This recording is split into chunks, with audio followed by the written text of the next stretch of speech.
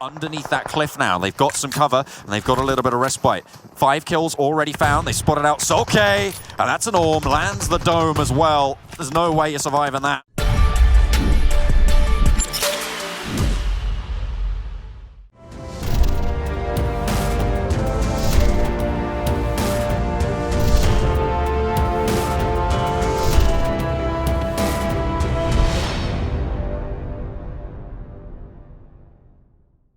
You do not want to be losing out, being in that bottom 8 team spot that will be cut before we head there. Because remember, we are leaving 8 teams behind, and that's not like a very. It's not a few amount of teams there. That's quite a big number that can still go. Yeah. Execute is the team that is most at risk in my mind, right? They are currently sat on 26 games played. They're playing in this Super Weekend, but they have a 3.7 average per game score. That is the lowest of any team in the Super Weekend's tables right now, Blank, which means that the only reason they're sat up in 13th on 97 points is just through sheer volume of games. But what that also demonstrates is the value of qualifying for all of the Super Weekends. If they can qualify for every single Super Weekend, even if they're only getting 3.7, they should be able to see themselves through to that global finals. However, not in the best of light, right? If you're looking at who's going to be able to take top spots there, it's not really that they're going to be on the conversation if they only get through sheer volume of games played. Yes. Again, we have to reiterate though, this is the PMGC. This is the PUBG Mobile Global Championships. This is the top of the iceberg right now that we are at. Anyone who's here has to be proud of themselves. You're playing against some of the most ridiculously talented players in the world. Some players that have been around for, God, a long time. Okay, even if you make it to that top 16, you are doing a really good job. But like you say, John, if they can still continue to eke out those points, get it. Great to see how they do progress. But this is the sort of time in Vikendi where everyone's sort of found their location that they're going to be playing from, and they're just biding their time. However, there are a couple of movements going on right now. Kanina Power specifically injecting into the south side along that road on the east coast. And Secret Jin actually taking a fight with Godsend up the hill. This is right out on the coastline on the east side. And Navy on that outcrop, very isolated here, gets spotted out, gets pushed back, takes a tumble, takes the dip, and actually managed to find a ledge. Oh, laid bare in the open though with Zuku. There's no way you're getting away with that. That was probably the wrong decision to be making that rush right underneath the nose of the enemy team. You know, the thing I love most about Secret Jin is that, yes, they are very calm, very passive team, but like a sprinter out of the gates, they are super explosive when it comes to these kind of fights. They will just begin them and just send it. We've seen it on endings where they dealt with Nova SUF into dealing with Power 888, I believe it was, to get the win there.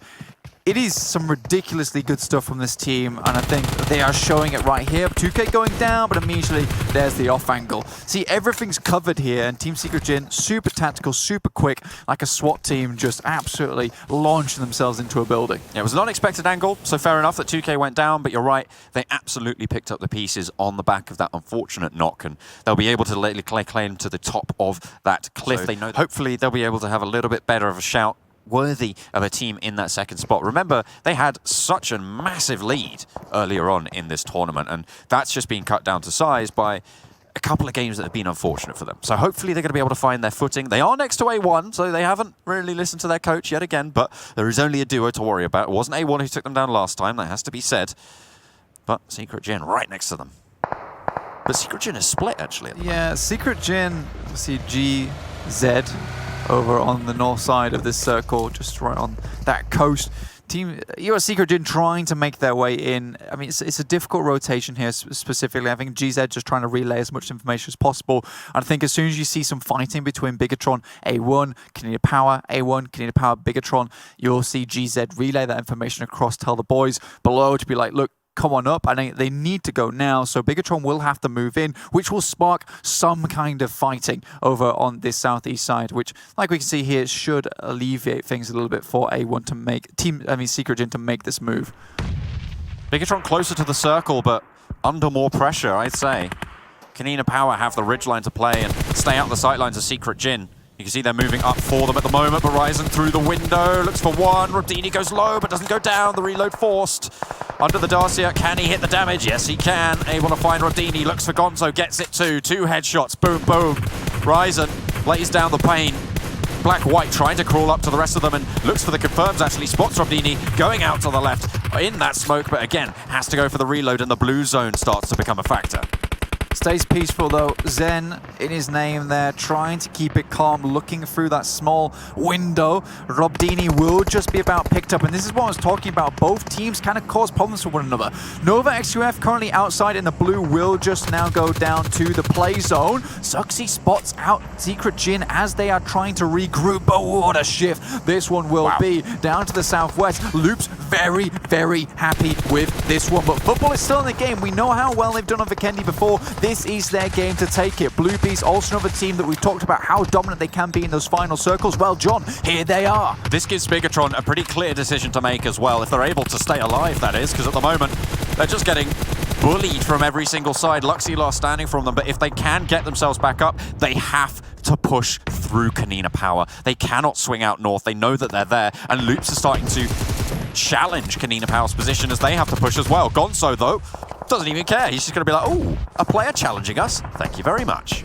Yeah, Gonzo is honestly one of my favorite players coming out from Kanina Power. He just makes some very, very bold moves that you just don't expect from a team. I don't think even Federal expected it coming. Footballists will remove Blue Bees from the equation. Now things get a lot easier to deal with. Secret Jin have moved down from the position on the northeast side during all this chaos, found their way to a loot drop, and should have a decent-ish position if they don't get rattled down by a few other teams. Bigatron get eliminated. 9 points on the game for them, going out in 5th place.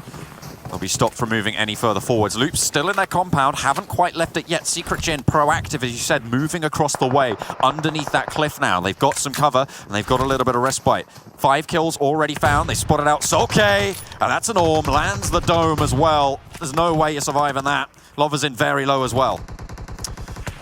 Quickly, we'll go for the res there round behind this shack. And honestly, this is an important game for football. It's 100%. I know they're currently down in 11th place, but we've seen how well they can do. They just need one confident game. If they get it in the second game of the day, they can start to pressure that advantage as we hit the next maps. Going forward, Kanina Power up against Secret Jin. GZ goes down. Axel with a sliver HP remaining. Into the saddle. They ride on forwards. Cosmos now last standing for Secret Jin, but he's going to hold strong for now. Hits the deck, goes for the shots onto Axa, finds it, brings himself into 1 versus 1, but up the hill, Black-White gets the off angle, might be able to get his teammate back up as well. Remember, Bigatron and 4M were fighting for the #1 slot.